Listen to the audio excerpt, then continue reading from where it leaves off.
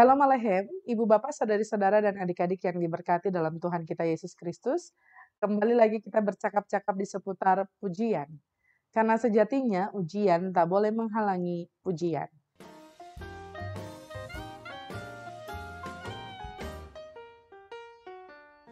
Pujian kali ini merupakan bagian dari lagu-lagu awal pada zaman reformasi. Bukan reformasi tahun 98 Ibu Bapak, tapi bagaimana gereja juga bereformasi. Hadirnya Martin Luther membuat munculnya gereja Protestan karena aksi protes yang dilakukan olehnya. Dan karena itu reformasi gereja terjadi karena pada saat itu gereja lupa untuk menyampaikan hal-hal yang memang patut disampaikan kepada umat, lalu lebih sering berbenah diri secara fisik. Lalu untuk proses pembenahan diri tersebut, proses pembangunan tersebut, surat penghapusan dosa pun diperjualbelikan. Nah, ini yang ditentang oleh Martin Luther. Ia sendiri hadir untuk menyuarakan bahwa hanya karena iman, bukan karena perbuatan, bukan karena bisa membeli surat pengampunan dosa sehingga seseorang diampuni dan mendapatkan jaminan keselamatan. Suara Martin Luther tersebutlah yang menjadi titik balik dari bagaimana gereja-gereja Tuhan berbenah diri. Namun, Kidung Jemaat nomor 250 kita bisa nyanyikan bait yang bagian A, juga bagian B ini menjadi bagian dari bagaimana Martin Luther menghadapi pergolakan yang luar biasa kala itu. Ketika ada begitu banyak orang yang juga menentangnya. Sehingga Kidung Jemaat nomor 250 nanti kita akan nyanyikan bersama-sama ini merupakan bagian dari pergumulan iman Martin Luther, lalu dia mendapatkan kekuatan ketika dia membaca Mazmur 46. Hanya pada Allah saja ada kekuatan karena ia benteng yang teguh, perisai dan senjata dan seterusnya yang ia tuliskan. Tapi sebenarnya Ibu Bapak yang diberkati Tuhan, lagu rohani menjadi juga bagian dari lagu yang harus membuat seseorang atau gereja Tuhan bereformasi. Martin Luther berkata bahwa dia berusaha untuk menerjemahkan kitab suci agar suara Tuhan dapat didengar oleh umatnya.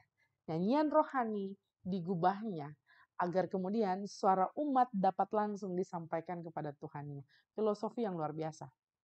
Ia sungguh-sungguh mau menjadi jembatan. Ia hadir ketika pada saat dulunya ia adalah seorang yang miskin, lalu kemudian dalam upayanya untuk bisa bersekolah, dia kemudian mengamen dari satu rumah ke rumah lain, lalu belas kasihan wali kota pada saat itu, karena dia satu kelas dengan anaknya wali kota, membiayainya dan akhirnya ia bisa masuk ke perguruan tinggi. Tadinya orang tuanya berharap untuk ia menjadi seorang pengacara, tapi ia kemudian menjadi seorang biarawan. Lalu pada akhirnya dengan segala upayanya, ia dan tentunya dengan perkenanan Tuhan, ia berhasil kuliah teologi dan berhasil lulus dari sekolah teologi. Dalam pemahamannya tentang imannya, ia tahu persis bahwa Allah yang kita sembah, kita muliakan, bukanlah Allah yang kemudian bisa dibeli dengan uang.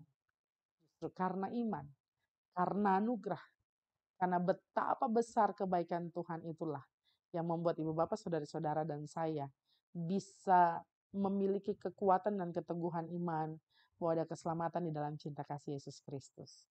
Karenanya lagu ini digubah untuk menentang orang-orang yang kemudian melihat bahwa segala hal bisa ditipu, diperdaya. Tapi tidak dengan anak-anak Tuhan yang harus kuat dan tangguh serta bertumbuh dalam iman dan pengenalan kepada Tuhan Allah di dalam cinta kasih Yesus Kristus dan tuntunan Roh Kudus. Kita nyanyikan lagu ini bersama-sama. Semoga Ibu Bapak, Saudari-saudara dan adik-adik sungguh-sungguh memahami maknanya. Ketika ada begitu banyak orang yang tidak sungguh-sungguh mencari Tuhan, ada Martin Luther yang tidak hanya sekadar mencari Tuhan, tapi memediasi bagaimana Allah dapat berbicara sehingga kitab suci bisa diterjemahkan. Tadinya hanya kaum rohaniawan karena pakai bahasa Latin saja, tapi sekarang semua bahasa sudah bisa mengerti ya, karena kitab suci sudah diterjemahkan dalam berbagai macam bahasa. Lalu bagaimana nyanyian pujian dipersembahkan agar umat bisa berbicara langsung ke Tuhannya. Kita bisa bercakap-cakap, menyampaikan pujian kita kepada Tuhan lewat nyanyian rohani. Allahmu benteng yang teguh. Kita nyanyi bagian yang A. Allahmu benteng yang teguh, perisai dan senjata. Betapapun sengsaramu, pertolongannya nyata.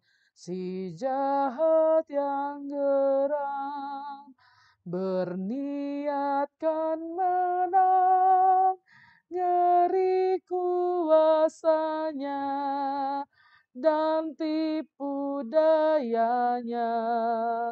Di bumi tak bertara. Luar biasa nyanyian pujian ini. Ada begitu banyak orang yang jahat yang kemudian mau merusak kekuatan dan keteguhan iman kita kepada Tuhan, tapi Allah menjadi benteng dan perisai kita, sehingga kita tidak gentar. Saya mau membacakan Mazmur 46 ini untuk kita sekalian. Allah kota benteng kita, untuk pemimpin biduan. Dari Bani Korah dengan lagu Alamot nyanyian. Allah itu bagi kita tempat perlindungan dan kekuatan.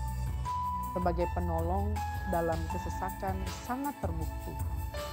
Sebab itu kita tidak akan takut sekalipun bumi berubah, sekalipun gunung-gunung goncang di dalam laut, sekalipun ribut dan berbuih airnya, sekalipun gunung-gunung goyang oleh geloranya.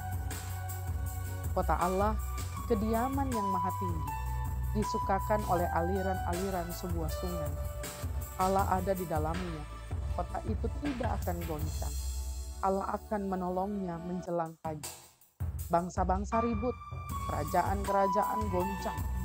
Ia memperdengarkan suaranya dan bumi pun hancur. Tuhan semesta alam menyertai kita. Kota benteng kita ialah Allah Yakub. Pergilah, pandanglah pekerjaan Tuhan yang mengadakan pemusnahan di bumi, yang menghentikan peperangan sampai ke ujung bumi, yang mematahkan busur panah, menumpulkan tombak, membakar kereta-kereta perang dengan api. Diamlah dan ketahuilah bahwa Akulah Allah. Aku ditinggikan di antara bangsa-bangsa, ditinggikan di bumi. Tuhan semesta alam menyertai kita. Kota benteng kita ialah Allah Yakub. Luar biasa pengalaman iman pemazmur, juga bagaimana Martin Luther menuliskan lagu ini untuk kita sekalian, dan biarlah itu juga menjadi bagian dari keyakinan iman kita sebagai orang-orang percaya bahwa Allah itu benteng dan perisai, benteng yang teguh, perisai dan senjata. Betapapun sengsaramu, pertolongannya nyata. Karenanya firman Tuhan mari kita pertahankan terus, dan mari kita hanya memuji Dia. Lalu dengan kuasa Roh Kudus kita percaya bahwa Tuhan Allah ada di pihak kita. Sekalipun hidup kita diambil seterus, meskipun harta benda kita musnah, kita punya kerajaan dalam kerajaannya Allah. Mari kita nyanyikan bait yang keempat bersama-sama. Firman-Nya pertahankan terus, dan puji hanya Dia. Dengan kuasa Roh Kudus, Ia di pihak kita. Kendati hidupmu diambil seteru pun harta dan benda, akhirnya kitalah yang punya kerajaan.